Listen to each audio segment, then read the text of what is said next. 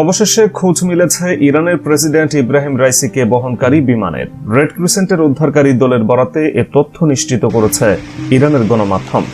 এক বিবৃতিতে ইরানের রেড ক্রিসেন্ট জানিয়েছে, প্রেসিডেন্টকে বহনকারী হেলিকপ্টারটি দুর্ঘটনাস্থলে পৌঁছেছে রেড ক্রিসেন্টের অনুসন্ধান ও উদ্ধারকারী দল। তবে ইরানি এই প্রেসিডেন্ট ও তার সঙ্গীরা বেঁচে আছেন কিনা সেটি এখনও নিশ্চিত নয়। বেশ কয়েকটি ইরানি সংবাদ মাধ্যম রেড ক্রিসেন্টকে উদ্ধৃত করে বলেছে, উদ্ধারকারী দল প্রেসিডেন্ট রাইসির হেলিকপ্টারটি খুঁজে পেয়েছেন।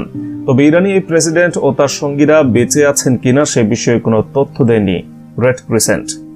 বিধ্বস্ত হেলিকপ্টারের এক ফ্লাইট ক্রুর মোবাইল ফোনের সংকেত শনাক্তে দাবি করেছে উদ্ধারকারী দল। গণমাধ্যমের প্রতিবেদনে বলা হয়, পূর্ব আজারবাইজানের ইসলামিক বিপ্লবী গার্ড কর্পসের কমান্ডার আসগর আব্বাস গলিজাদে বলেন, আমরা এখন সমস্ত সামরিক বাহিনী নিয়ে এলাকার দিকে অগ্রসর হচ্ছি। আশা করি আমরা জনগণকে খুব দ্রুত সুসংবাদ দিতে পারব। ইরানের রাষ্ট্রীয় টেলিভিশনে একজন আঞ্চলিক সেনা কমান্ডার বলেছেন, ঘটনাস্থলের প্রতি ইঞ্চি ভূমিতে তল্লাশি চালানো হবে। ওই এলাকায় তীব্র শীত পড়েছে, ঘন কুয়াশায় ছেয়ে আছে চারপাশ, অনেক বৃষ্টি হচ্ছে।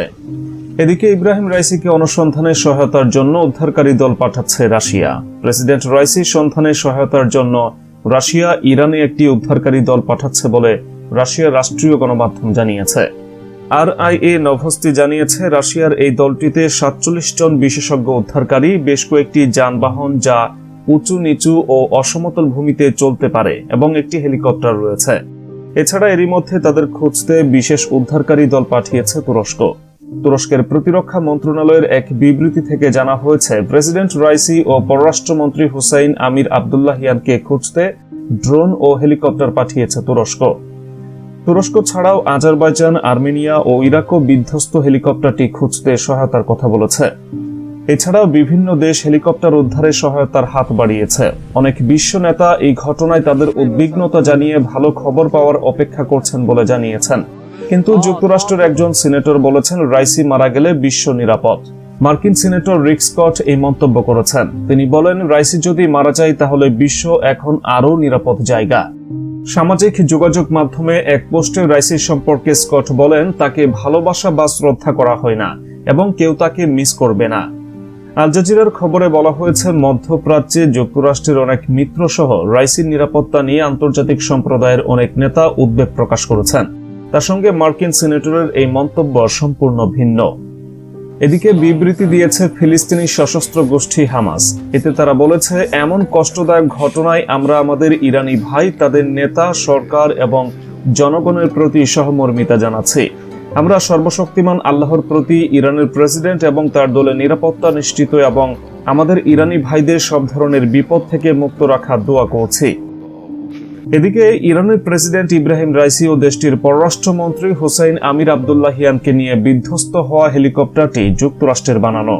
রয়টার্সের প্রতিবেদনে বলা হয়েছে, রাইসি ও আবদুল্লাহিয়ান বেল 212 মডেলের একটি হেলিকপ্টারে ছিলেন। এটি যুক্তরাষ্ট্রে তৈরি করা একটি হেলিকপ্টার।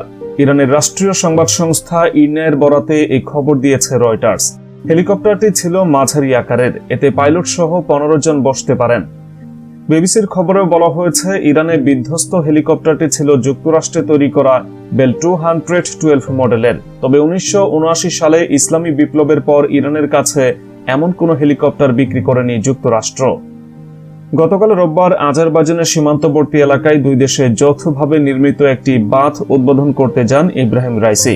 সেখান থেকে 3টি হেলিকপ্টারের বহর নিয়ে ইরানের পূর্ব আজারবাইজান প্রদেশের রাজধানী তাবরিজে ফিরছিলেন ইব্রাহিম রাইসি ও তার সঙ্গে থাকা অন্য কর্মকর্তারা।